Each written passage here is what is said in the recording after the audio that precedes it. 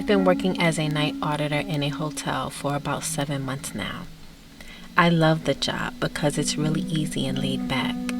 My shift starts at 11 p.m. and ends at 7 a.m. I barely have to deal with guests due to the time of night. So once I'm done with my transcripts and audits, it's basically downtime until about 5 a.m. That's when I set up breakfast for the breakfast attendant. I'm usually the only one on shift, so if guests needs anything like soap, extra towels, things like that, it's my job to bring it to their room or have them come down to get it. So to sum it up, it's really an easy job, and I loved it up until this incident happened. And this has me questioning whether I'm going back to working at the hotel or not. This took place 2 weeks ago. It was about 1 a.m. when I started to work on my audits. I didn't have any check-ins that night, and the hotel was quieter than usual. While I was working on my audits, a guy stumbled off the elevator and walked over to the mini mart, which is right next to the front desk. He looked to be in his mid-30s. He was wearing a blue t-shirt, plaid shorts, brown flip-flops, and was covering his dirty blonde hair with a baseball cap. I could see he had been drinking, because besides stumbling, he just stood in front of the mini mart, rocking back and forth, trying to keep his balance. He didn't buy anything right away. He just stood there staring into the vending machine. This was something I was used to around that time of night and found it a little bit funny. So I just chuckled to myself and went back to doing my audits. He then purchased a can of soda and walked over to the front desk. I asked him if there was anything I could help him with, and he just stood there, looking around the lobby. "Where is everyone? This place is like a ghost town." I told him that I'm usually the only one working overnights, and he just stood there for a few more moments, staring. Then he started flirting with me, saying things like I reminded him of his ex-wife, asking if I had a boyfriend, wanting to know if I would be interested in showing him around town, and wanting to know if I lived close by. His questions were making me really uncomfortable, and I wasn't really interested in making small talk. So I politely told him that I had a lot of work to do and that I couldn't talk. He seemed to have respected that and went back up to his room. 45 minutes passed and the phone rang. It was him asking for extra towels.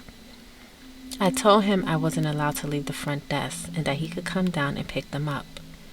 Now, some guests I wouldn't mind bringing things up to their room, but this guy was drunk and he rubbed me the wrong way. Well, he definitely didn't like that I asked him to come down, and his tone changed from drunk and chipper to angry and demanding. "I paid my money for full service. Why can't you bring it up to my room? Let me speak to the manager and have them explain to me why I can't have service to my room." We're taught to stay professional and calm in the hospitality business. So I remained calm and told him because I was the only one on shift, I couldn't leave the front desk. And there was no way to get in contact with the manager at that time of night. He then went on for about 20 minutes saying things like he has lots of money and that he's the CEO of his company and that I'd better learn to treat people with kindness and compassion, blah, blah, blah. Sir, I understand and I'm sorry for the inconvenience, but I cannot bring the towels up to your room. If you come down, you can pick them up. It was almost time for me to start putting out breakfast, so I hung up. The guy then came downstairs and walked out the lobby to smoke a cigarette. He then walked off into the parking lot. My shift was ending in about 2 hours, so I just brushed it off and then kind of forgot about him. Plus, I was going to be off that night and I was excited to open up my favorite bottle of wine. Fast forward to later that night. It was around 11 p.m. and I was just getting out the shower. I slipped on my robe and snuggled up on my couch to read a book and enjoy my wine. I dozed off and was awakened out of my sleep around 2 a.m. to a loud noise coming from outside my house. I wasn't sure if I was just imagining things, so I just sat there frozen for a few moments, and I didn't hear anything. I got up and peeped out my living room window, but there was nothing there. I walked into the kitchen and put popcorn in a microwave. Then I heard heavy footsteps coming from my front porch. I stopped the microwave and walked back into the living room. My heart skipped a beat when I saw someone walking past my window through my sheer curtains. I immediately turned the living room light off and I grabbed my phone to call the police. But I fell asleep listening to instrumentals on my phone and it died. I ran back to the kitchen, grabbing a knife, turning off the rest of the lights along the way. Then I ran upstairs and locked myself into my bedroom. I peeped out the window and I caught a glimpse of the guy just before he turned the corner around the side of my house. He was heading towards the back. I started shaking so much that my phone slipped from my hand.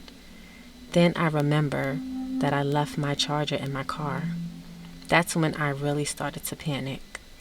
There was a loud crash coming from the kitchen.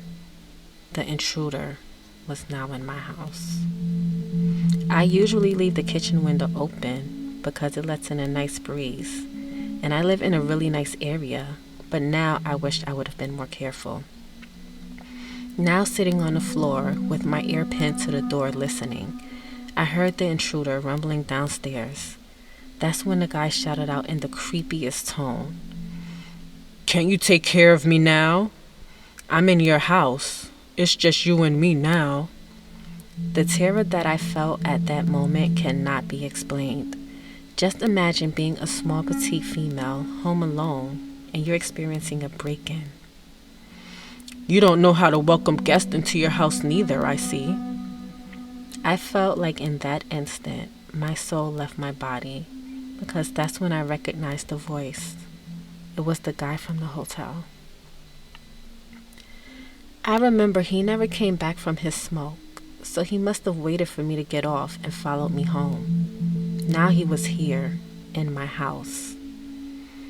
In a slow, creepy speaking voice, he said, "You have really bad manners. I will not let you treat me like a piece of trash."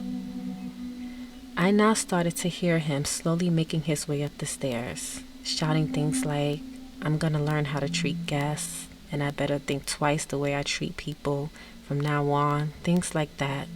But I was really so scared that I couldn't concentrate on everything he was shouting. That's when I went into fight or flight mode. I live in a 2-bedroom house, so I know once he reached the top of the staircase, he would have to pass my guest bedroom and then the bathroom before getting to my bedroom. All the other doors were open except the room I was in, so I figured that would be a dead giveaway for him to check in here first. So I slowly opened the door as quietly as possible and hid underneath my bed, still with the knife in my hand. "You have to face me now, you little bitch," he yelled, and I heard him checking for me in the guest bedroom. "I'm really a nice guy. Just come out and apologize for your behavior and I will leave." Now hearing him making his way down the hallway, getting closer to my room, I couldn't hear anything he was saying. It was like everything stopped and all I heard was a buzzing noise. That's when I saw his feet standing in the doorway. He stood there for a few moments before entering, and I covered my mouth because I was breathing so heavily. Then he took a few steps in and said something that will haunt me forever. "This room is so nice. What a shame I'm gonna have to paint the walls with your blood." He then ran to the closet and started ripping my clothes off the hanger.